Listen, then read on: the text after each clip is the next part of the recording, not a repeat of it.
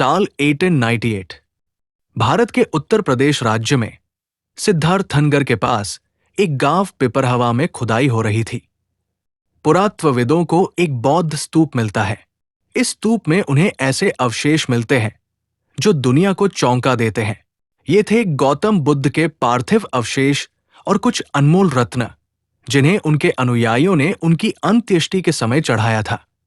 समय बीता, भारत गुलामी से आजाद हुआ, लेकिन ये रत्न कभी भारत में वापस नहीं आए।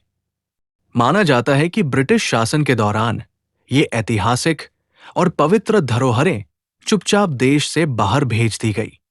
और अब 2025 में खबर आती है कि हांगकांग में गौतम बुद्ध से जुड़े ये पवित्र रत्न नीलामी में बेचे जाने वाले हैं। ये सुनकर देश भर के बौद्ध अनुयायियों में गुस्से की लहर दौड़ जाती है।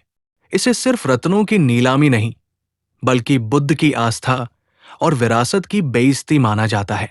प्रकाश आंबेडकर, वंचित बहुजन आघाड़ी के प्रमुख, खुलकर सामने आते हैं। एक प्रेस कॉन्फ्रेंस में वो कहते हैं, अगर ये किसी और धर्म के पवित्र अवशेष होते तो पूरी दुनिया हिल जाती, लेकिन जब बात बुद्ध की होती है तो सरकारें चुप क्यों रहती हैं?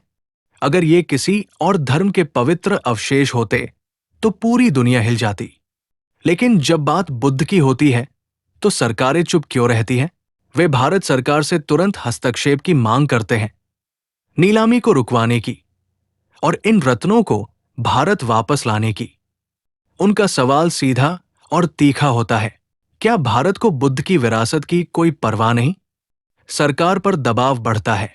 बौद्ध संगठन, सामाजिक कार्यकर्ता और कई नेता भी आवाज उठाने लगते हैं।